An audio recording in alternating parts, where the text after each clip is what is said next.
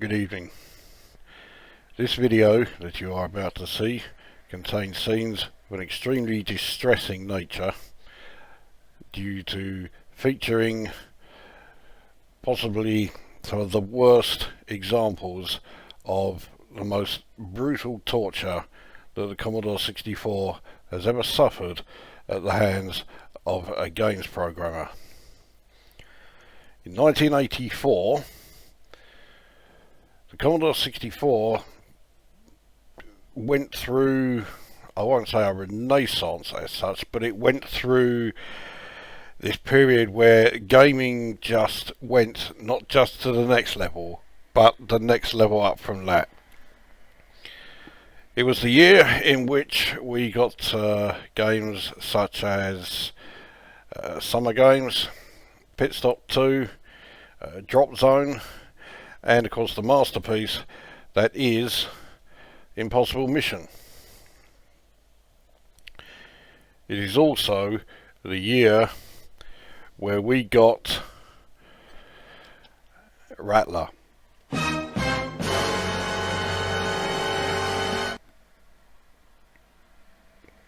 Did you hear something then?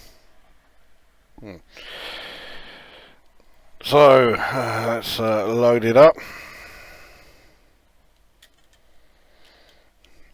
It does not take long at all to load this. Here we go.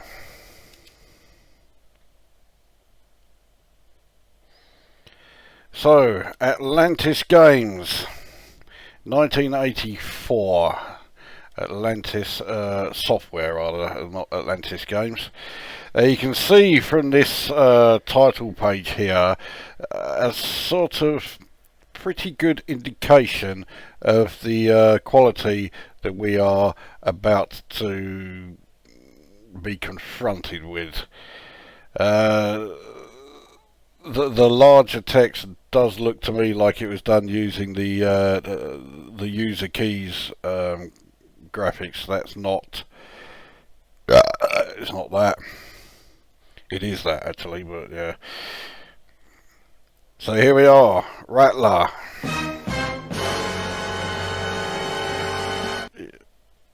I can definitely hear something every time I say Rattler.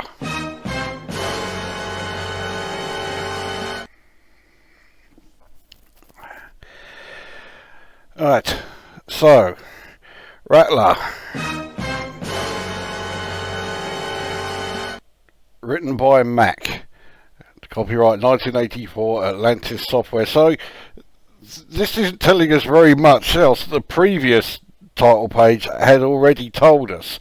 But yeah, press space to continue, and now we get the instructions. Take it from me, you do not need to read the instructions to this fucking thing.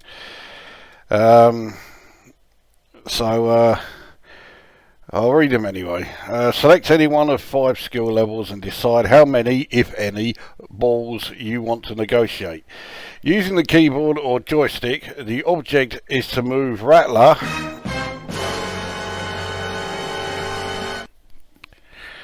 around the screen, eating the eggs as they appear, but without touching the walls, getting hit on the head by a ball, or tying Rattler in a knot.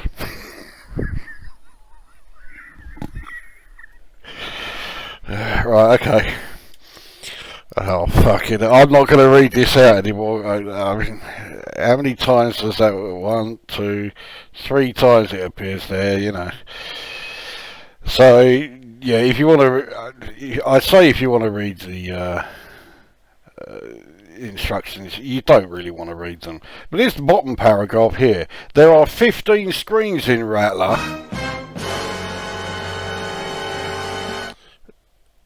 Each more difficult to negotiate. I've only ever found 4. No, 3. The third screen, I was on there for a fucking eternity, and it just wouldn't move on to the next level. Right, 5 skill levels, 0 to 4, and 5 ball options, 0 to 4. This gives a total of 375 levels of play. No, it fucking doesn't. And you'll see why. You start the game with 3 lives and gain an extra one after completing each screen. Good luck, you will need a... I fucking hate it when games say that. Around this sort of time, now early in the Commodore 64, so 82, 83, I guess 84, you would always get this, good luck, you will need it. Oh, fuck off. What a load of shit. Now, in 1982, I remember you could get this digital watch, which also had a Pac-Man game on it. And perhaps unsurprisingly, if you don't remember it, you weren't around at the time or you never saw it, it was utter shit. I mean, visually it was just fucking awful. It was as good as that. And in terms of audio, it was just fucking complete bollocks. And of course, trying to play on this tiny fucking digital watch, it was totally unplayable as well. I mean, it was possibly the shittiest gaming experience ever created. But in terms of its audio and video, well, it's not the worst I've seen. It gives you some idea of what to expect. So press space to continue, and it takes us to the actual main screen. So let's get a game underway, or play into skill level. Well, we'll start with the easiest skill level. Keyboard, how many balls? I'll have 0 for this one. I'll make it easy so that you get the full-on experience of this game. The full Rattler experience. So, well, here we go.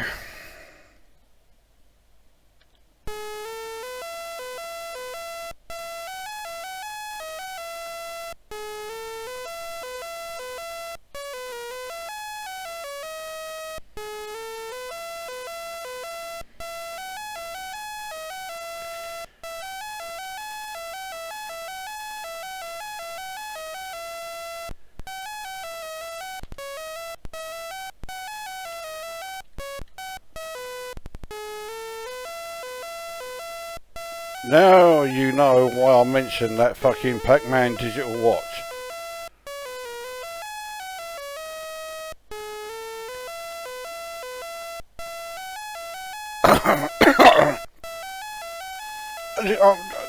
Right, I've got enough eggs, I can now leave the level. There we go, so we go on to level 2.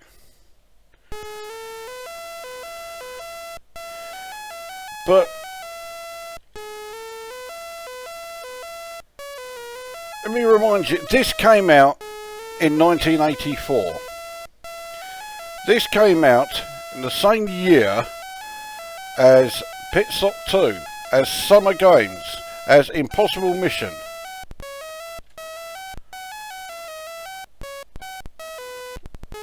So while those games were released then, Atlantis Software thought, right, this is going to be our game. This is the one that, will get us noticed. As we are approaching the end of here. Yeah, we can get out of there. There we go. So, on to level 3, which is a really cuntish level.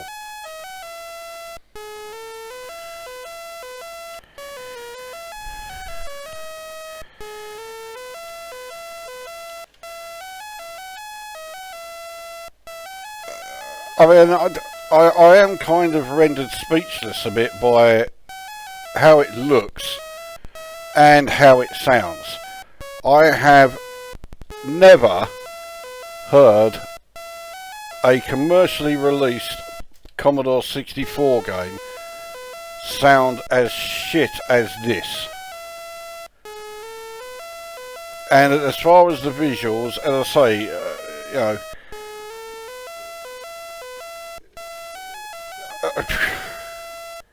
digital watches produced better graphics than this. I was more impressed by, you know, getting a pocket calculator to write out the word boobies than I was by the graphics on this. And I don't know if this game was a budget release. I fucking hope it was. Because, can you imagine paying, like, you know, 9 or 10 quid? Oh, I can get through that level. Last time it just wouldn't let me get out the level at all. I just kept going and going and going. But can you imagine paying 10 quid for this? And even though this came out in 1984, there were still people at that time who had VIC-20s, had Atari 2600s, and they would have looked at this and fucking laughed at you. You'd gone out, got a fucking Commodore 64, and probably was saying to everyone, God, look, yeah, I've got the best computer you can buy. And this is one of the games published. Even if it was a budget game, it would have been $2.99. It wasn't $1.99. I know Atlantis, there was an Atlantis Gold sort of like sub-label, their budget label, so to speak, and yeah, their games were $2.99. 3 quid, and I'm not exaggerating here. If you have any experience of the infamous Cascade Cassette 50, whether it is because you owned it back in the day, in which case you have my sincere sympathies, or if you've, you know, watched videos of it on YouTube, including my playlist where I went through every single fucking one. We're on to the next level.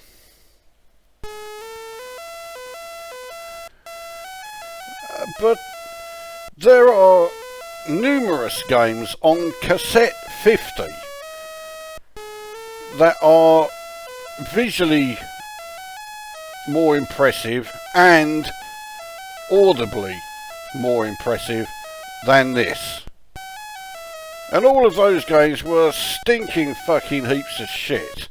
And of course all of those games were effectively 20p each. And they were still an absolute con. And here comes this thing, released for $2.99 at best. It could have, I say, it could have been a full price game. I fucking dread to think, you know, if this was a full price game, I dread to think what the fucking reaction was from anyone who bought this.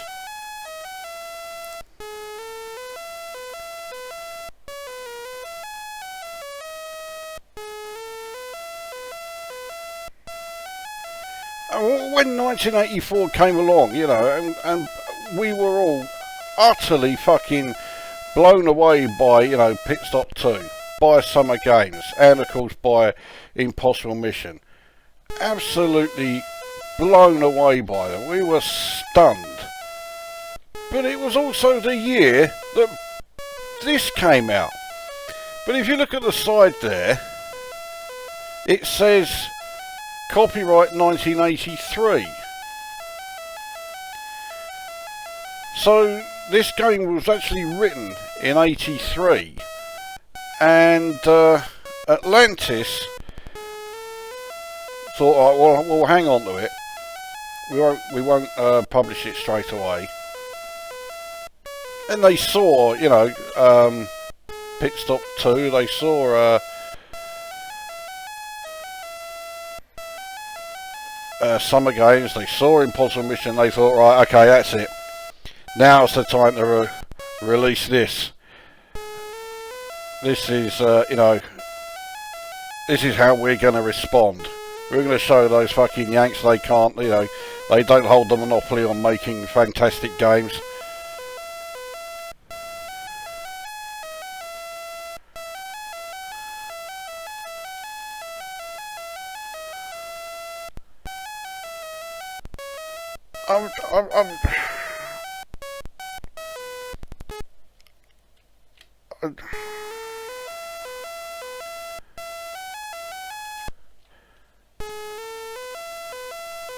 I'm just...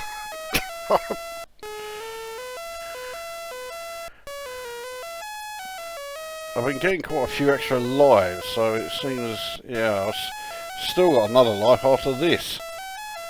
The thing is, you have to do the level in one go, because if you lose a life, the eggs count gets reset to 0. It's currently at 12.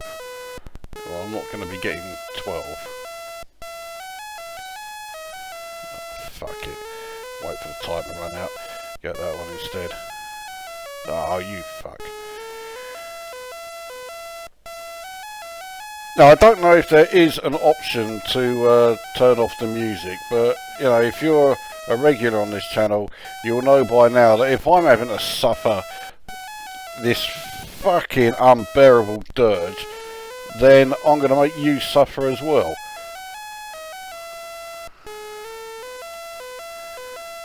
So, yeah, if there is an option for turning music off, I don't know what it is, but I'm not going to turn the music off anyway. You can fucking suffer with me.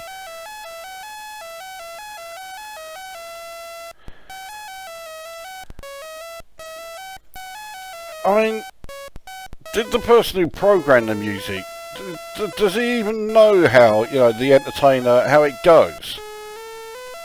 He's probably never even heard of Scott Joplin. I'm assuming this is the entertainer anyway. It's the music from the Sting, isn't it?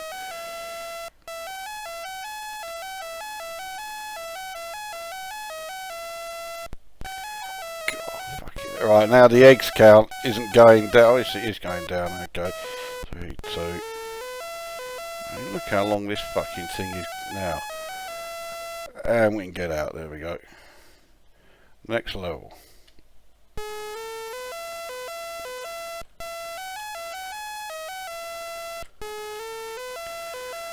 I mean, I do start to suddenly, you know, I find myself thinking, yeah, that fucking horrendous noise in Auto Man. Maybe it wasn't so bad.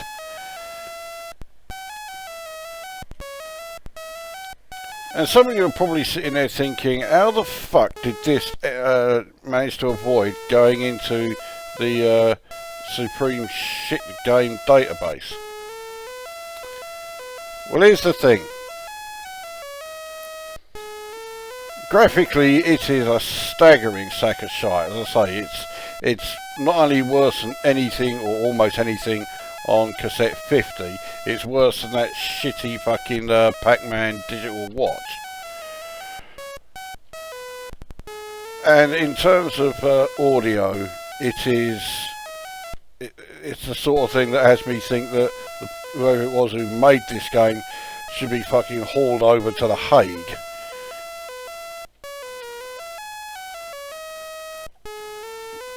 But I'm still playing it.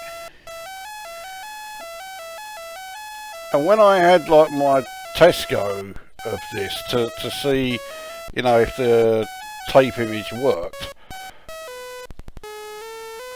and when I first saw it, I thought, right, this is definitely going in the fucking shit game database. And then the next thing I knew,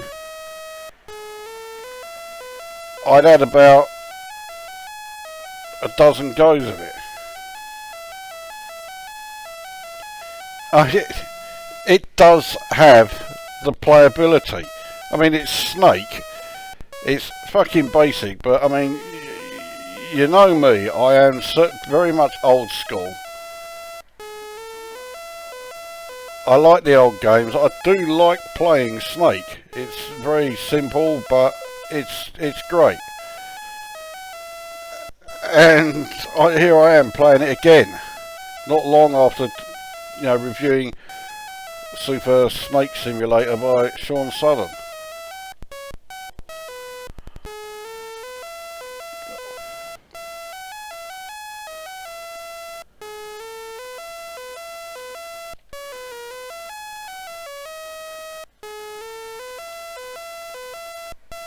So, I mean, could it be that this is the greatest example of gameplay being more important than, graphics and audio and what have you?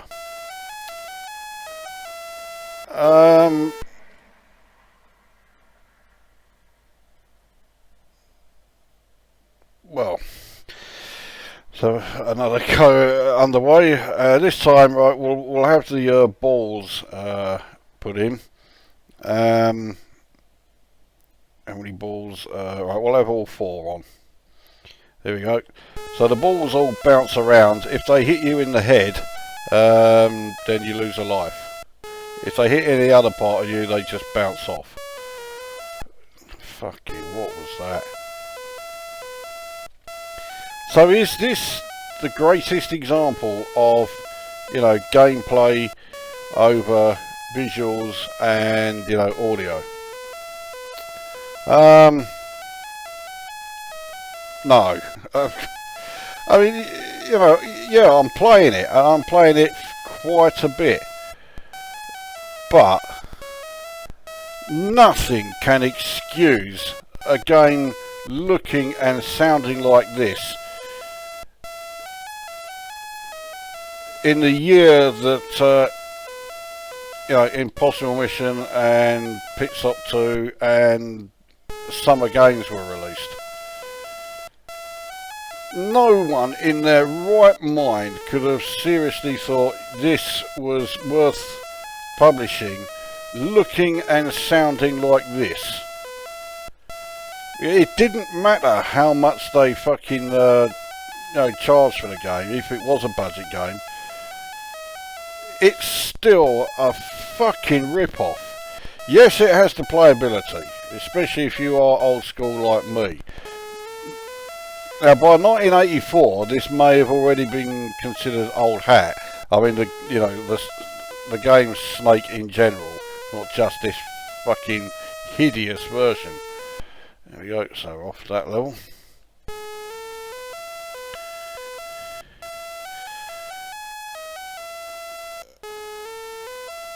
So, yeah, I mean, so the fact that it was, a game that was considered old hat and, past it and all the rest of it, it wasn't considered retro. You didn't have retro gaming in 1984.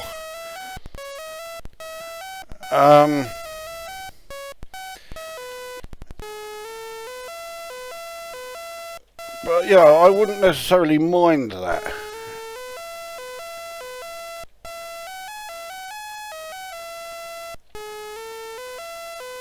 I mean, here we are, 2019, I still play Gorf, So, I still play original Space Invaders. So the fact that the game's old, not a problem.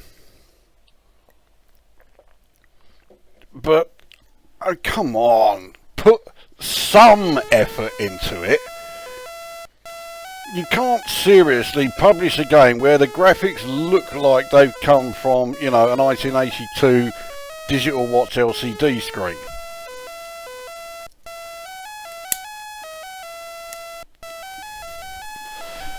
And has audio that is clearly by, programmed by some cunt who is utterly fucking tone deaf.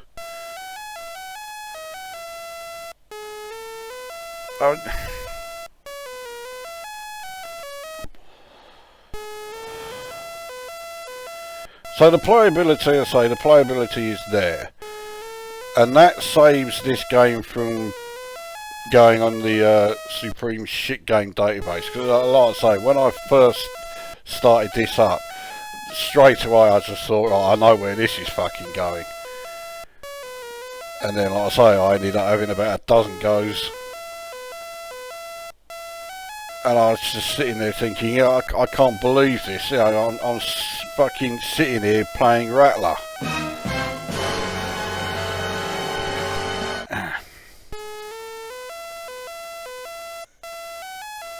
So, what do I score it?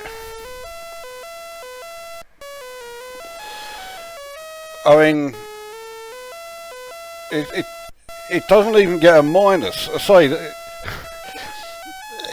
I fucking hate reviewing this because, I mean, just look at it and listen to it. It deserves an absolute fucking mauling, but it is playable. And, you know,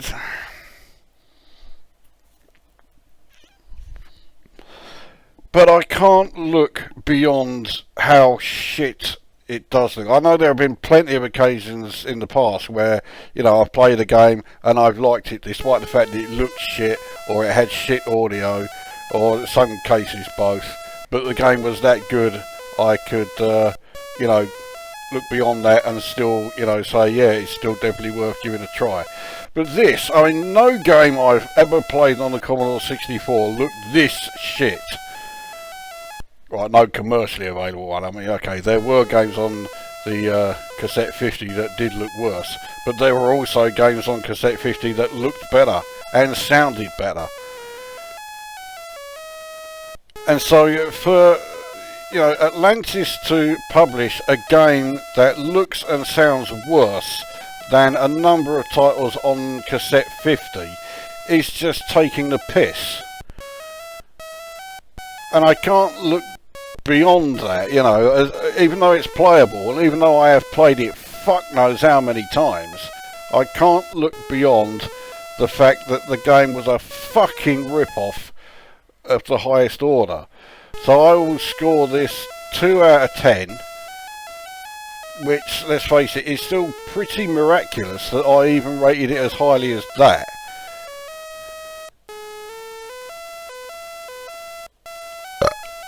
So there you go, so that is Rattler for Commodore 64. 2 out of 10. Visually and audibly it is a fucking horrendous fucking nightmare sized heap of shit. But it does have the playability, and I have to reluctantly admit I've been playing it a fair bit because of that.